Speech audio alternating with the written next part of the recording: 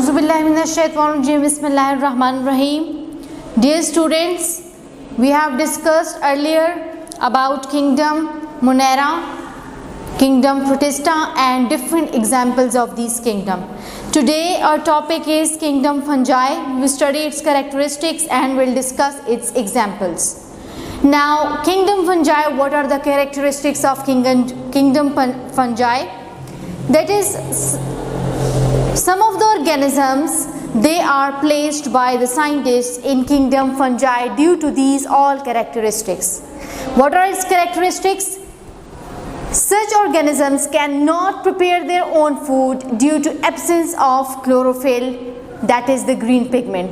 As they do not have chlorophyll like plants, the green pigment is absent in fungi, that is why they cannot prepare their own food.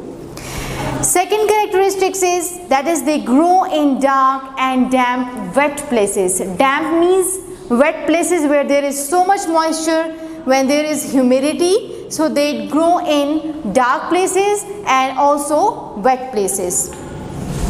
They feed on, the organisms of fungi, they feed on dead and rotting plants. Dead and rotting plants means those plants which are expired, which are dead, they are not living. So when these plants they get dead or they get rot, so such fungi they feed on such plants. Some fungi are parasites, that is they take food from living plants and animals. They also act as parasites. Parasites are those organisms which feed on living bodies. So they act as parasites also, they feed on dead body also, and they also feed on living plants and animals also. There are different diseases caused by fungi, that is diseases in humans, we will discuss that. What is the further characteristic? That is they are made up of threads called hyphae. What are hyphae? Hyphae is a thin filament which absorbs nutrients. Means these hyphae, fungi is made up of hyphae. They are like roots of the plants, such as the roots of the plant, they absorb water or nutrients from the soil. They also have hyphae, the thin filament, tube-like structure, so they absorb nutrients from other living organisms or rotting plants. What are examples of fungi? That is mushroom and mold. Mold is, this is bread mold. You may have seen that green type of appearance on the bread, that is basically fungus. And mushroom is also a type of fungus. Okay students, we discussed about characteristics of kingdom fungi and two examples, mushroom and bread mold. Now we will discuss about diseases caused by kingdom fungi or the organisms which are included in kingdom fungi. What type of diseases? That is athlete's foot in human. This is basically a fungal infection. Where does this fungal infection is caused by fungi? That is caused between the toes of the finger toes of the feet. So that is why this is caused, because if we are wearing shoes for a long time, then what happens? Scaly or red rashes that appear between the toes of the feet. So that disease is basically due to fungal infection. Then other disease caused by fungi is scabies. Scabies is red rash on skin and pimples filled with fluid.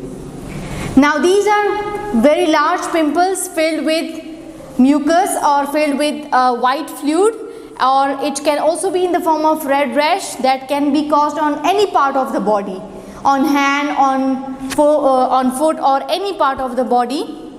These scabies can appear. Then is number third is ringworm. This is also a type of fungal disease caused by fungi. Now what type of ringworm, how it is appeared? That is in circular red patches. Circular red patches appear on the skin. Okay students, the major example of kingdom fungi is lichens. Lichens are, what are its characteristics? Basically, lichens are the organisms with mixed characteristics of fungi and algae. These are such organisms which have some characteristics as fungi and some characteristics of algae.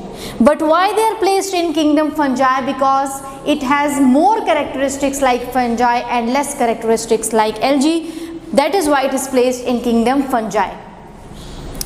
Now, they are like hardy plants. They are not plants, but they are like hardy plants, hard plants like. They can survive in coldest and harshest winds. Means they can survive in the winds which can be very cold, which can be very harsh, that can be very speedy. So they can survive in such type of environment. They can also survive in deserts. So it has a very flexible property that it can survive in the cold and harsh winds, and plus can also survive in deserts.